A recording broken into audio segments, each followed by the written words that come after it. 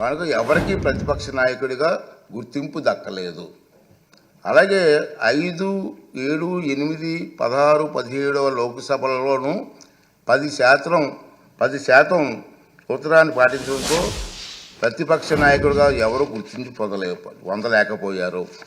ఇటీవల పొరుగులో ఉన్న తెలుగు రాష్ట్రాల్లో 2021 ప్రతిపక్షంలో ఉండే అతిపెద్ద పార్టీ నాయకుడు ప్రతిపక్ష నాయకుడిగా సభాపతి గుర్తింపు ఇచ్చారు.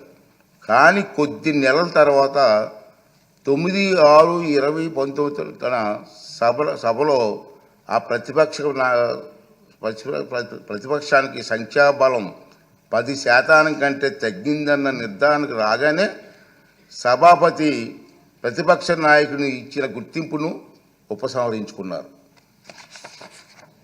అలాగే 8వ లోక్సభలో తెలుగుదేశం పార్టీకి 10% సంఖ్యాబలం లేకపోయినా పి ఉపేంద్ర గారిని ప్రతిపక్ష నాయకుడిగా గుర్తింపు లభించిందన్న మాట కూడా అవాస్తవం.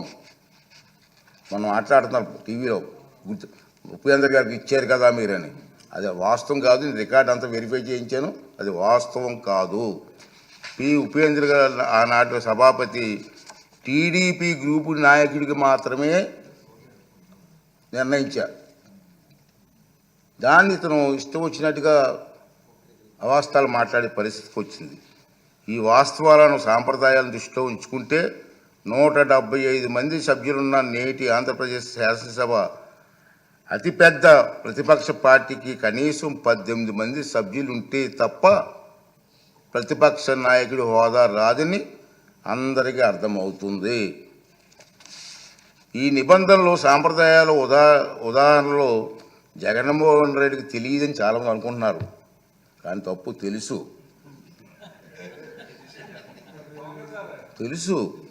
ఎందుకంటే 2019 జూన్ 13న ముఖ్యమంత్రి హోదాలో ఆయన ఇదే సభలో ప్రసంగిస్తూ చెప్పిన మాటలు మనందరం గుర్తు చేసుకోవాల్సిన అవసరం ఉంది.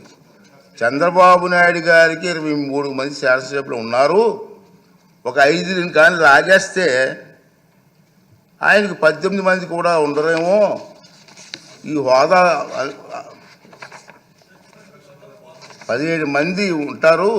అప్పుడు ఆయన ప్రతిపక్ష నాయకుడు స్టేటస్ కూడా ఉండదని చెప్పి ఇదే జగన్మోహన్ రెడ్డి గారు ఈ హౌస్లో మాట్లాడిన సంగతి మీ అందరికీ తెలుసు. మరి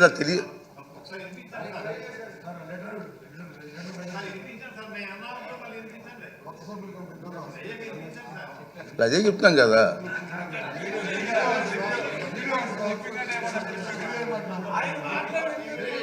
ఆయన మాటలు వినిపించాలా? అయితే మరి రికార్డు చేయాలి. మరి వినిపిద్దాం.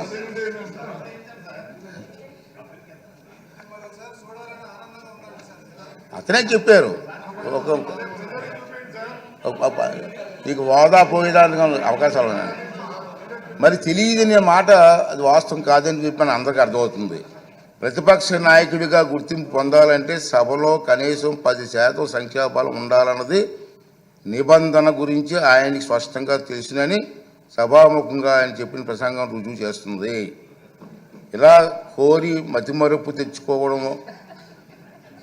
తెచ్చుకోవడం మాజీ ముఖ్యమంత్రిగా మాజీ ప్రతిపక్ష నాయకుడిగా ఆయన హోదాకు తగిన కాదని నా అభిప్రాయం.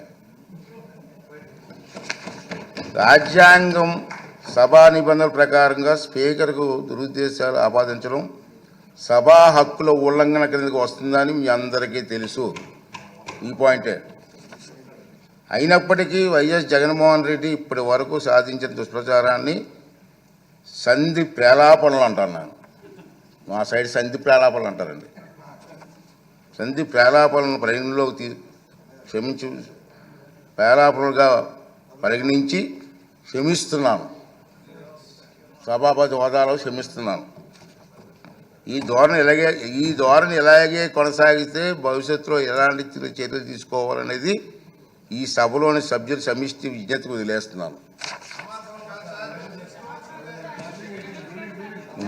రూలింగ్ అవునండి.